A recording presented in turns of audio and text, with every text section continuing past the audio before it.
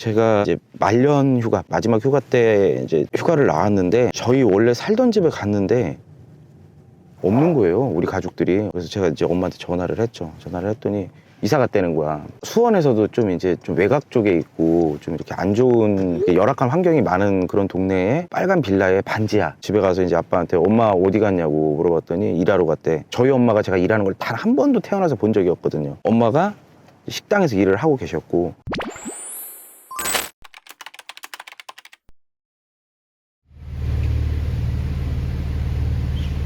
주차 중 모션 감 10건 이상과 충격 감지 녹화 1건이 발생하였습니다. 오늘도 안전운전하십시오. 오늘은 어디 가시나요? 오늘은 한 달에 한 번 제가 하는 게 있어요. 한 달에 한 번 마음을 다잡고자 늘 항상 하는 게 있는데, 저희가 처음 살았던 이제 원룸에 가서 옛날 시절 생각해보고 살았던 임대아파트 가서 명상을 하고 옵니다. 명상을 해야 초심을 또 잃지 않고 하는 일들에 대해서 항상 감사해야 하고, 이런 마음을 되새기려고 이제 한 달에 한 번 하루 한 2시간 서서 이제 하고 있는데, 오늘이 하필 그날이네요. 실제로 명상하는 게 도움이 되시나요? 엄청 도움되죠. 왜냐면 지금은 이제 사실 너무 많이 발전을 해서 가끔 옛날 까먹을 때가 있거든요. 그래서 가서 이제 또 이렇게 그 모습을 봐야 돼요. 모습을 보고 거기서 이제 몇 년씩 살았던 이제 그때를 막 떠올리고 막 그러면은 항상 마음이 재충전이 되더라고요. 근데 그렇게 시작하시게 언제부터 그렇게 시작하셨나요? 늘 그랬어요, 늘. 언제부터 그랬냐면, 우리가 이제 원룸 살다가 임대 아파트 살고, 그리고 서초힐스 이제 갔을 때, 그러면은 단지가 바로 이제 옆이거든요. 그러면은 서초힐스 살 때도, 뭐 지금도 그렇지만 일하다 보면 뭐 이렇게 꼬여서 잘 안 될 때, 뭔가 일이 잘 안 풀릴 때, 힘들 때, 이럴 때는 저 혼자 임대 아파트 주차장 가서 혼자 1시간 동안 이렇게 명상하면은 해결점이 나름대로 막 이렇게 생각이 나더라고요. 거기서 명상을 하신다고 하셨는데 어떤 생각을 주로 하시나요? 가서 명상을 할 때는 그 당시에 힘들었을 때 이제 극복했던 거, 그렇게 어리고 지금보다 상황도 더 안 좋았는데 그래도 늘 극복을 해냈잖아요, 그렇죠? 네, 지금은 그래서 조금 더 이제 수월해졌으니까 그때 더 힘들었던 상황을 생각하면은 지금 극복이 더 잘 되는 편이죠. 그러면 혹시 초심을 잃었다고 느꼈을 때가 있으신가요? 초심을 잃었다기보다는 늘 이제 익숙하잖아요. 우리가 눈 떠서 눈 감을 때까지 그거를 이제 한 번씩 리프레시를 해줘야 돼요. 익숙하니까 당연하게 되고, 가끔 이제 편해질 때가 있어. 이게 사람이 편해지면 안 돼. 채찍을 막 때려야 돼요. 당근도 먹지만. 스스로 좀 다그치는 목적도 조금 있는 거네요. 엄청 크죠, 그게. 왜냐면 이게 편하면 안 돼요. 일이라는 게 너무 편하기만 하면 안 돼. 원룸이 사실 일반적인 사람들이 봤을 때 더 힘들 거라고 느껴질 것 같은데 원룸하고 임대 아파트하고 비교했을 때 어느 때가 더 힘들었었나요? 임대 아파트가 훨씬 힘들었습니다. 왜냐면 원룸 때는 우리 둘이잖아요. 진영쌤하고 저하고 둘이니까 누구하고 안 마주쳐도 돼. 그리고 거기 사는 사람들이 다 우리 또래들이야. 애를 키운다는 건 상상도 할 수 없어. 그러니까 거기서 그냥 그렇게 살아가는구나. 하지만 임대 아파트 갔을 땐 애들을 키우고 있는 상황이잖아요. 그러니까 누군가의 비교 대상이 되는 거지. 그걸 이제 몸으로 체감을 했기 때문에, 몸적으로는 사실 아파트 사니까 임대 아파트가 더 편했는데 정신적으로는 임대 아파트가 훨씬 힘들었습니다. 결혼했을 당시에 나이가 어떻게 되셨나요? 결혼했을 때 제가 26살, 우리 와이프가 28살, 우리가 연애한 거는 25살, 27살이었는데 이제 그 나이 때 시작을 했죠. 그러면 대표님에게 그 2명의 아이들이 있잖아요.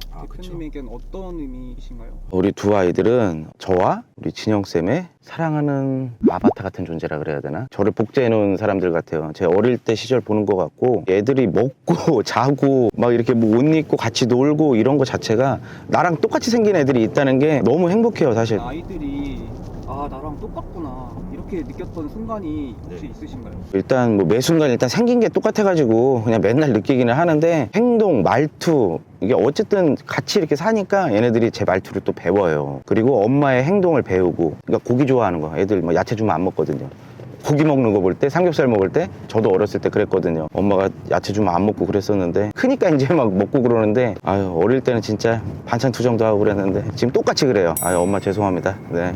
귀여워요, 보면은. 그러면은 부모가 됨으로써 어머니 아버지의 마음을 좀 더 이해할 수 있게 되신 건가요? 많이 이해하죠. 지금 우리 PD들은 아직 지금 결혼 안 해서 모르겠지만, 부모가 된다는 건 책임감이에요, 책임감. 진짜 수많은 부모들이 그럴 건데, 우리가 아침에 일어나서 이렇게 일하러 나오고, 그리고 월급날 되면은 같이 외식하고, 이런 것들이 정말 가족 위해서 살아가는 거잖아요. 아이가 생기면은 아이들을 위해 살아갈 수밖에 없는 게 어쨌든 현실인 것 같아요. 그 아이들 덕분에 책임감이 생겼다고 하셨는데 그게 일에도 직접적으로 영향을 주셨다고 생각하시나요? 저는 일단 아이가 없었더라면 저희 지금 이렇게 성장 절대로 못했어요. 지켜야 될 존재가 생겼기 때문에 저희가 죽을 듯이 일을 했고 그렇게 하고 나니까 지금 오늘날이 생긴 거지. 남들이 보면은 둘이만 열심히 해가지고 막 지금 이 자리까지 올라왔다 생각을 할 수도 있겠는데 그 안에 우리가 여러분들도 그렇지 않나요? 목표의식.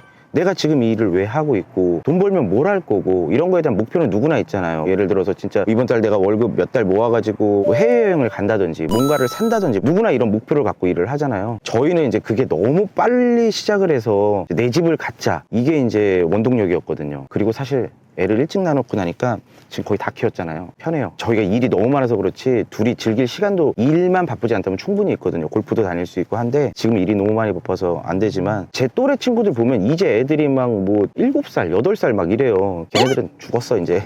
다 키우려면은. 대표님의 20대 시절은 어떠셨나요? 저의 20대 시절은 제가 이제 대학을 갔어요. 한 학기를 다녔죠. 한 학기를 다녔는데 그때 당시 좀 군대 붐이 좀 일어났어요. 저희 친구들이 막 다 군대를 갈 때여서 원래는 이제 장갑차 조종수에 한번 지원을 해봤는데 덜컥 돼가지고 한 학기를 마치고 군대를 갔죠. 근데 제가 그 군대 갔을 때까지만 해도 개념이 없었어요. 그냥 늘 부모님이 주시는 용돈으로 생활하고 맨날 뭐 PC방 다니고 막 이런 게임 좋아하고 이랬었는데 사실 인생의 목표가 없었어요. 그냥 생각한 게 내가 군대 제대하면은 아버지한테 PC방 차려달라 그래야지. 이제 그게 목표였었어요. 그냥 별 꿈도 없이 목표라고 얘기하기는 좀 그렇고 그렇게 살아가야지 그렇게 생각을 했는데 제가 이제 말년 휴가 마지막 휴가 때 이제 휴가를 나왔는데 저희 원래 살던 집에 갔는데 없는 거예요. 우리 가족들이. 엄마가 안 나오고 어떤 이상한 아줌마가 나온 거야. 그래서 우리 집인데 했더니 이사 갔다는 거예요. 그래서 제가 이제 엄마한테 전화를 했죠. 전화를 했더니 이사 갔다는 거야. 이사 간 주소로 가봤어요. 저희 집이 원래 그 수원이에요. 잘 사는 집은 아니었는데 그렇다고 못 사는 집도 아니었고 평범한 집이었는데 제가 좀 충격받았던 게 이사를 갔는데 수원에서도 좀 이제 좀 외곽 쪽에 있고 좀 이렇게 안 좋은 열악한 환경이 많은 그런 동네에 빨간 빌라에 반지하에 방 3개짜리 2개짜리였나 아무튼 거기로 이사를 가 계신 거예요. 집에 갔는데 엄마는 없고 집에 가서 이제 아빠한테 엄마 어디 갔냐고 물어봤더니 일하러 갔대. 저희 엄마가 제가 일하는 걸 단 한 번도 태어나서 본 적이 없거든요. 엄마가 식당에서 일을 하고 계셨고 저희 집에는 이제 할머니를 모시고 있었어요. 할머니 요즘 편찮으셔갖고 할머니를 모시고 있고 제 여동생이 있었고 그 집에 그렇게 살고 있는 거예요. 어쩌다가 이렇게 됐냐 물어봤더니 이제 아버지 하시던 사업이 잘 안 된 거죠. 정말 하늘이 무너졌어요. 제가 첫날만 딱 그 집에서 자고 그 다음 날부터 제가 일주일 휴가 나왔는데 집에서 못 잤어요. 너무 심란하고 막 그 현실을 받아들일 수가 없어갖고 그리고서는 이제 생각을 했죠. 나는 앞으로 이제 어떻게 살아가야 될까? 저는 이제 군대 제대가 얼마 안 남아서 되게 행복했거든요. 이제 나가면은 이제 또 복학해서 이제 열심히 이제 뭐 학교 다니면서 놀고 막 이제 이래야지 했는데 갑자기 이제 뭐 대학 복학한다는 건 말도 안 됐고 그럴 형편도 안 됐고 일단 생계가 일단 저는 막막했어요. 그래서 고민을 많이 했죠. 어떻게 해야 될까? 그래서 복귀해서 책을 읽기 시작을 해요. 부동산, 뭐 자동차, 보험, 핸드폰 이런 영업일을 해야 된다. 그래야 돈을 많이 벌 수 있다. 이런 결론이 나왔어요. 안 그러면은 일반 회사 생활을 하면은 제가 일단 대학 졸업한 것도 아니고 제가 또 전공이 또 법이에요. 이걸로 뭐 졸업을 해서 취업을 한다 그래도 뭔가 이렇게 돈 벌 수 있는 일이 없어요. 그거를 깨달은 후에 영업일을 하자. 그 생각을 하다가 그 중에서 이제 되게 단순했어요. 세상 경험이 없으니까 사회 경험이 없으니까 핸드폰 파는 거보단 차 파는 게 낫겠지. 차 파는 거보다는 그래도 부동산이 낫겠지. 금액이 크니까 단순하게 그렇게 생각을 해서 제가 이제 제대하고서 바로 정말 아버지께 정말 죄송하지만 정장 좀 사달라고 그래서 아버지하고 정장을 사러 갑니다. 그 당시 정장이 아울렛을 갔는데 20 얼마였어요. 그래서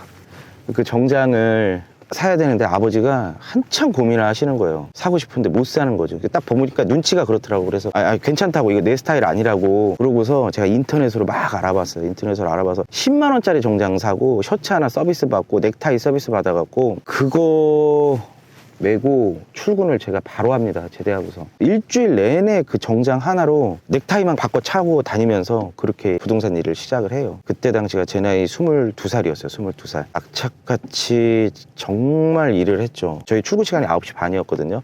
근데 저는 무조건 8시 반까지 출근했어요. 그리고 퇴근 시간이 6시 반이었는데 6시 반이 아니고 전 11시까지 일을 했어요. 어차피 집에 가면 뭐 할 거야? 일을 했죠. 그래서 처음에는 진짜 안 가르쳐줘, 사람들이. 그리고 지금도 마찬가지더라고. 보니까 안 가르쳐줘. 부동산이 이게 들어왔다 나갔다 들어왔다 나갔다 이렇게 하는 경우가 많으니까 선배들이 잘 안 가르쳐줘요. 그리고 본인 노하우기 때문에 절대로 가르쳐주지 않더라고. 근데 제가 그때 당시 취직한 데서 1등 제일 잘하시는 분 옆에 쫓아다니면서, 제가 정말 지금 돈이 없는데 알려달라, 제가 돈 벌어서 은혜를 갚겠다 하면서 그분 옆으로 한 달을 쫓아다녔어요. 처음에 귀찮아서 안 알려주시다가 제가 이제 막 저녁에 포장마차에서 2만 원어치 소주 샀거든요. 꼼장어 10,000원에 소주 2병 막 이렇게 해가지고 샀는데, 그렇게 해서 이제 그분한테 일을 배우기 시작을 해요. 그래서 제 부동산 일이 본격적으로 시작이 됐죠.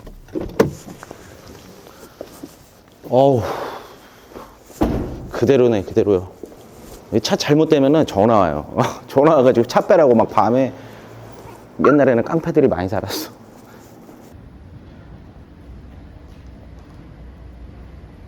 여기가 진영쌤이랑 저랑 처음 이제 시작했던 그 원룸이에요. 강남구 논현동이고, 그때 당시 500에 60, 예, 지상층. 제가 그래도 부동산 하고 있어갖고 반지하나 안 살고 지상층에서 살았어요. 각자 그때는 이제 부동산 일하니까 차가 있어가지고 여기가 주차를 2대를 할 수가 있어서 진짜 제가 이 집 찾으려고 한 70군데 본 것 같아요. 옛날 생각 나네요. 새록새록하네. 열려있는데 한번 올라가 볼까요? 근데 그 당시에 여기 60만 원이면은 진짜 싼 거였어요.